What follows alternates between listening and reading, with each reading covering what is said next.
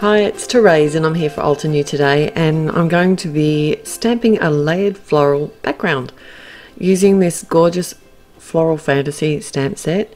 And this set's very forgiving and lots of fun to use, so I thought it'd be really great to pick some sort of colours that are a little bit different to a normal sort of layering mix with the Altenew colours and just see what I can come up with. So I'm starting with a piece of cardstock. It's larger than the front of my card because I do like to stamp out on a separate panel and then cut it down to actually fit on the front of my card. Sometimes I find with a lot of ink on a piece of cardstock you can get a little bit of warping, so it's just easier to have it on a separate piece of cardstock, adhere it to the front of the card, and I know that's not going to be a problem. So I'm sort of creating my layout here. When I'm doing a background pattern, often what I'll do is I'll stamp the bigger images and then fill in the gaps with the small ones. But both flower images are quite large and I didn't want to end up with any overlapping, so I just found it easier to build it from the center out. I'm using the larger flower is in the purple tones and the smaller one the orange, so I'm not having to worry about cleaning off and contaminating colours, so that does make it a little bit of a faster process. The stamp layers, you can sort of tell which ones are next when you're layering, and if you're not sure you can always head to the Altenew blog, because there's always like a guide sheet that's attached to the actual stamp set where you can buy the stamp set from. You'll find that there's like a layering PDF that you can download or look at when you're stamping the images out.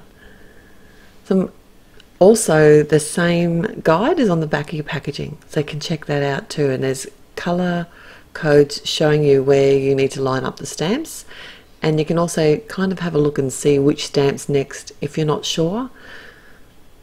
Makes it very easy. So I'm starting off with the purple and the, so you know, that purpley pinky tones.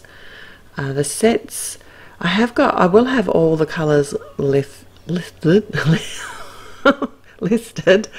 at the blog, and I wanted to come in with a bold sort of centre, so I have got the warm greys that I'm using there.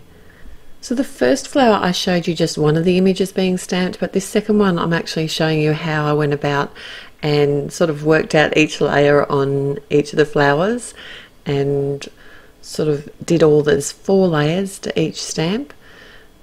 And with the orange one I didn't want it to be too dark, so I actually used the sun-kissed for the first and the second layer. So I used like a second generation stamping, and that just gave me enough of a difference in the image to add some of the layers. The leaves, I've come in with the warm greys, and it's not actually a layering leaf as such, but I'll show you how I get about that in a moment, because I didn't actually stamp it very well on one of them. And when I've got my panel all stamped out, I have a piece of cardstock with a card front cut in the center of it, and I can just use this as a guide to work out if I actually need to add any more images, if I'm happy with the balance. And that's another bonus of stamping it on a separate piece of cardstock rather than directly on the card front. I can just then cut my panel down to suit the front of my card. I'm using my guillotine trimmer. I am starting to bond with it. I've been struggling with this little machine. I do like the cut that it gives.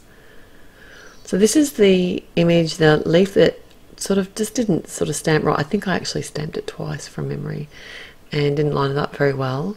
So I've just come in with a colour of Prismacolor pencil that's pretty much the same and filled in the gaps, and that works beautifully. No one will ever notice unless you look really, really closely. My sentiment is going to be a die cut one today from the Script Words die set, and I've used the wood grain bark cardstock. So this is a wood grain textured cardstock, and it's in a really nice chocolatey dark brown. It's beautiful.